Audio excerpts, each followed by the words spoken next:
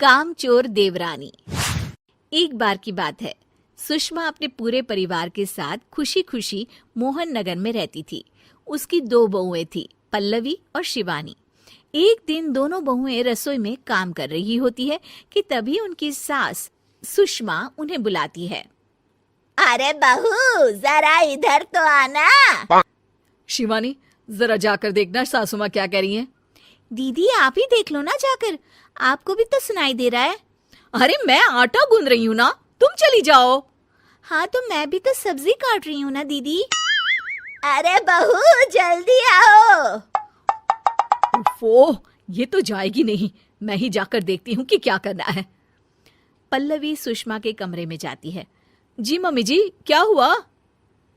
शाम को घर पर कुछ मेहमान आने वाले हैं, तो तुम अच्छा सा खाना बना लेना बहू। ठीक है मम्मी जी, आप बता दीजिए क्या क्या बनाना है और कितने लोग आ रहे हैं।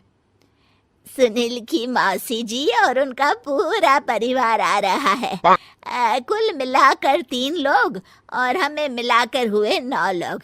तो अभी से ही तैयारी करना शुरू कर दो। और हाँ, घर की सफाई भी कर देना, हाँ, अच्छे से। जी मम्मी जी, सब काम हो जाएगा, आप चिंता मत कीजिए। पल्लवी शिवानी को घर में मेहमान आने वाले हैं इसके बारे में बताती है।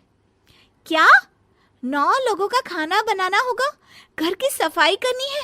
बाप रे, सासू माँ ने तो हमें घर की नौकरानी ही समझ कर रखा है। ऐसा नहीं बोलते शिवानी, हम इस घर की बहू हैं और घर के काम करना हमारा फर्ज है। दीदी तो है ही सासू माँ की चमची, जब देखो सासू माँ सासू माँ।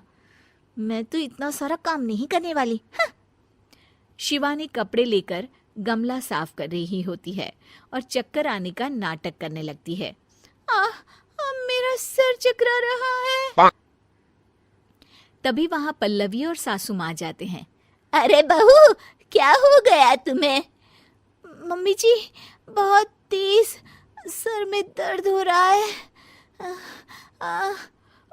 तुम एक काम करो शिवानी, आराम कर लो।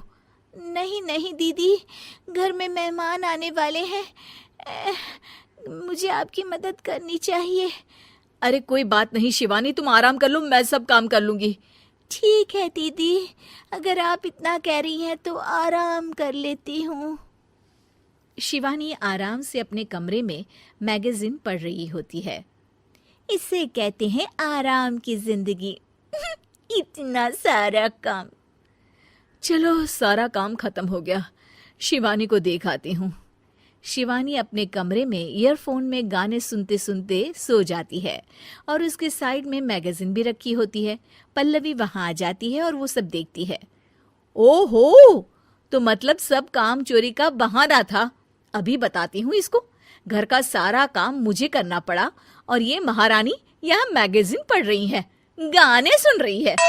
पल्लवी रसोई से एक प्लेट और चम्मच लेकर आती है और शिवानी को थाली बजाकर उठाने लगती है।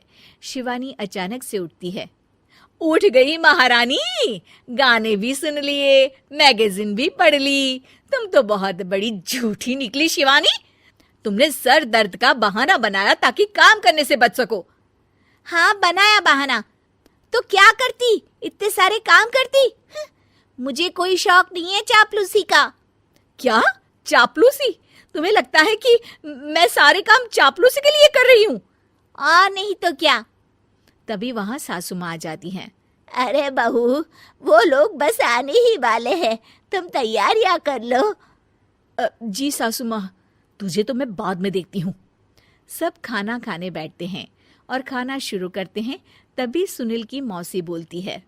वाह भाई वाह, खाना तो बहुत ही अच्छा बना है सुषमा जी, एक एक चीज में क्या स्वाद है। ये सुनकर शिवानी मुंह बना लेती है। उसे अपनी जेठानी की इतनी तारीफ रास नहीं आती। आपकी बहुएं तो बहुत ही अच्छा खाना बनाती हैं। हाँ, बनाती तो दोनों ही अच्छा है, पर आज ना ये सारा खाना बड़ी बहू ने बनाया है। छोटी बहू की तबीयत ठीक नहीं थी, सो इसलिए। मानना पड़ेगा सुषमा जी, आपकी बड़ी बहू तो बहुत ही गुणवान है। पल्लवी की तारीफ सुनकर शिवानी को जलन होती है। पल्लवी ये सुनकर खुश हो जाती है और शिवानी की तरफ देखकर उसे चिढ़ाती है। कुछ देर बाद मेहमानों के जाने का वक्त हो जाता है। मौसी जी सबके लिए उपहार लाई होती है। वो सबको शगुन के पैसे देती हैं और अंत में पल्लवी के पास आती है। तुम्हारे लिए शगुन का लिफाफा तो है ही, पर बहू तुम्हें एक और उपहार भी मिलेगा इतना अच्छा खाना बनाने के लिए। मौसी अपने सोने के कंगन निकालकर पल्लवी को पहना देती है। ये लो, ये मेरे मनपसंद कंगन है, अब से ये तुम्हारे हुए। धन्यवाद मौसी जी। ये देखकर शिवानी तो पूरी तरह से जल जाती है और गुस्से से रसोई में चली जाती है। तभी वहां पल्लवी आ जाती है और उसे अपने कंगन दिखाने लगती है। देवरानी जी, अब आपका सर दर्द ठीक तो है ना?